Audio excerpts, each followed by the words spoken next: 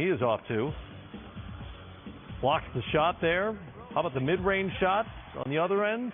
Derrick Rose averaging 25 a game off the bench, and he's made 1 3 in 3 games. Only taken 2. 14 of 21 in this game. Simmons gets the loose ball. He's got to finish that himself. Luke Kennard off to a good start for Detroit. Knocks down the 3. It would count it as a 2. Later on review determined, in fact, it was worth 3. More from Rose. 12 points in the first half on 6 of 9 shooting. Pistons bench scored 34 in the half. They were up by 3. Simmons to Tobias Harris. And 1. Harris with the steal. Again, this Sixers team has a chance to be elite defensively, though. Detroit shot well in this game. Harris had 29. Rose with 31 in just 27 minutes. Yeah, he was feeling it, Matt. Just getting to his spots and shooting the ball with a lot of confidence.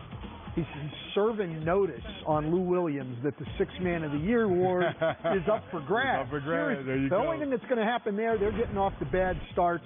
Reggie Jackson's hurt. Right. He's going to end up in the starting lineup before long, and the 6th Man award may go away, but he's playing great basketball. Sixers get the win. The Pistons turned it over 23 times. That led to 31 points. Big part of this game. Philly is 2-0 for the first time in 6 years. It wasn't pretty. The two teams combined for 45 turnovers, but the Sixers will take it, especially without Embiid on the floor. Serena Winters spoke with Mike Scott and Tobias Harris. Philly had some significant decisions to make over the summer. One of them was re-signing Tobias Harris, and with all the activity of mega stars moving around the league, maybe it's easy to forget that Tobias Harris got a 5-year, $180 million contract. What are they getting for those big bucks? Well, Matt, they're hoping he can take that next level. He's an all-star, but being able to make shots. Like a lot of times, instead, we love the three-point shot, but I don't want Tobias to hover at the three-point line. Be aggressive, find that sweet spot. No Embiid tonight, so a lot of the offense went through you in the half-court set. When you get the stops, obviously you get out and run with Ben, but in the half-court now with Embiid out, you can run the offense through Tobias. There's no question. They have a lot of stars. There's guys you think of ahead of him on the team, but he's the most versatile scorer on this team. He can shoot the 3, he can drive the ball to the basket. He's got a mid-range game. He can go in the post if you try to switch his pick and rolls. He's got a lot of ways to score. We mentioned Derrick Rose during the highlight. He now has 76 points. That's most ever by a Piston reserve through 3 games. And he's playing it his way. Like there's always does he take enough threes? Can he shoot it well enough? Should he take more? No, keep doing what you're doing. That's exactly right. I think now one of the things that's happened in the league a little bit is with all the analytics is we've tried to pigeonhole everybody to play the exact same way. D. Rose, okay, maybe everybody shouldn't shoot mid-range jumpers, but for D. Rose, it's a good game. He's driving the ball, he's shooting pull-ups, he's made 1 3, and he's for his 76 points, 73 of them have been free throws and 2s. He's playing great and efficiently, and Dwayne Casey's a smart guy, and he's telling him, just keep playing your game. To Stan's point, you got to be who you are. What made you the youngest MVP in NBA history? That's attacking. Right. Shoot the occasional 3. Shot clock's going down. Maybe the corner 3. You come off a high pick and roll, and once again you got wide open. Then maybe you take that 3. Don't come into the game now saying because the rest of the NBA shooting 3, I have to shoot more 3. Right. There's no situation in which you're going to plant Derrick Rose out on the wing and have him waiting to take a 3. That's not his game. Most teams say yes. Go ahead. Yes. That's not what you want him doing. Let him do what he does well. All right, home opener for the Hawks and the Magic. We're dropping by here in Atlanta. Trae Young doing what he does well, and I don't mean the public speaking, I mean the bucket making. He did a lot of that. Knocking down the 3 here and another huge scoring night, 39 to be exact. Come on, Matt, you got to rotate to that one. Evan Fournier to Nikola Vucevic for the hook. Another big money guy from this summer. Markelle Fultz. He'll try the 3. He hit 2 threes tonight and a pull-up 2. So, encouraging signs from him. Another 12-point night, second straight for Fultz as a member of the Magic. John Collins with a dunk. And then it's a great pass, though, by Fultz, but a great block. Oh, big time. The block there. Kevin Huerter. Hey, Huerter. For 3. Good game. 2-point margin at the half. DJ Augustine still doing it.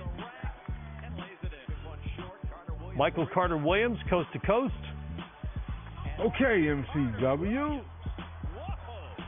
Magic had just 8 fast break points on the night. Trae, too much for Orlando to handle. Inside over Vucevic. Goes to the left hand. This one's amazing here now. Come on. Banks at home. I think he called Banks. You know what we talked about this last night though with Luka. No, you cannot react when you bank it in. Not that one. You cannot react on that one. This guy's been, look, we've had a lot of great performances here early in the season. No one has played better than Trae Young. He'd be my player of the week in the entire league. Wow. So efficient tonight. 16-25, 9 assists. He's been fabulous, but not on the bank. The counter argument is if you put up 39, even if you mistakenly bank one home, then maybe you can celebrate a little bit. Hawks are 2-0 for the first time in 8 seasons. Young is now the first player ever with at least 38 points, 7 boards, and 9 assists in each of his first 2 games of a season, any NBA season.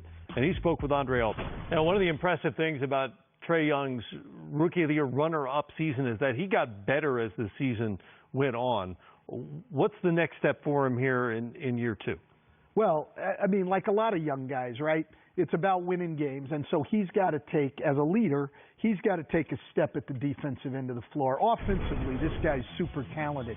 But, you know, if you want your team to defend better, and it was a good step for them today defensively, then you've got to take some responsibility at the defensive end. Offensively, man, this guy's good. Yeah, he's special. Only thing I may be concerned with, Matt, you know, he takes 29 shots tonight. The next guy is only 9 shots. So as you go into the season, the better defensive team will slow you down some. How do you get other guys on your team going and flowing? Because you know late in the game, we're going to put the ball in your hands. You're going to go try to win the game for your team. That's the next level for me.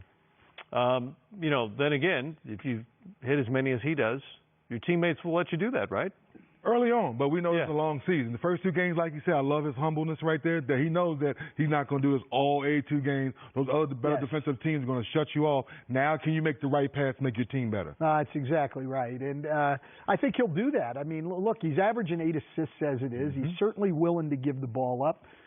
You know, people haven't stopped him to this point. You know, I haven't seen people in the 2 games blitzing him on pick and rolls and making him give the ball up. And I think a great player, what you do is you take what the defense gives you. And right now, defenses are giving him that shot, and they're giving him some lanes to the basket to lay the ball in. Hey, he's averaging 38.5 a game. Pretty good. And being efficient. We'll stay with it. 38.5 a game and 2-0. That's a pretty good combination. That's right. We've got more coming up here. The champs absolutely clamped down in Chicago. How Toronto blocked any chance the Bulls had in their home opener.